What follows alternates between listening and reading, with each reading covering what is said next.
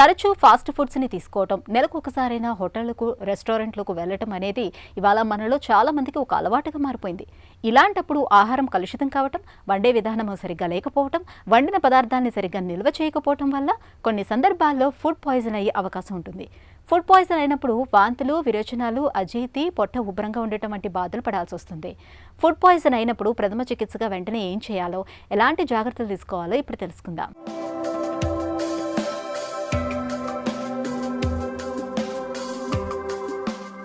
Food poison జరిగినప్పుడు కడుపులో ఒకటే ఇబ్బందిగా ఉంటుంది. పొట్టలో తీవ్రమైన నొప్పి, వాంతులు, విరేచనాలు అవుతుంటాయి. మనం తీసుకున్న ఆహారం ద్వారా శరీరంలోకి ప్రవేశించిన బ్యాక్టీరియా, ఇతర నూనె పదార్థాల కారణంగా ఈ ఇబ్బందులు కనిపిస్తుంటాయి. ఇలాంటప్పుడు చాలినంత విశ్రాంతి తీసుకోవాలి. పొట్టలో ఇబ్బందులు తగ్గే వరకు పళ్లరసాలను తీసుకోవాలి. నిమ్మరసం, పుదీనా జ్యూస్ను తీసుకోవడం వల్ల మంచి ఫలితం ఉంటుంది.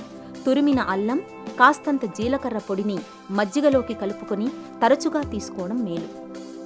దానిమ్మ గింజలకు పొట్టలోని బాధల్ని తగ్గించే గుణం ఉంది. పెరుగు, నానబెట్టిన మెంతులు, బాగా మగ్గిన అరటిపండును తినడమూ మంచిదే. తులసి ఆకులతో కాచిన టీ లేదా బ్లాక్ టీని తాగడం వల్ల మంచి ఉపశమనం ఉంటుంది. పొట్టలో బాధలు తగ్గే వరకు నూనె పదార్థాలకు దూరంగా ఉండాలి. సమస్యలు మరీ తీవ్రంగా ఉన్నప్పుడు తప్పనిసరిగా డాక్టర్ని సంప్రదించి తగిన వైద్య సాయం తీసుకోవాలి.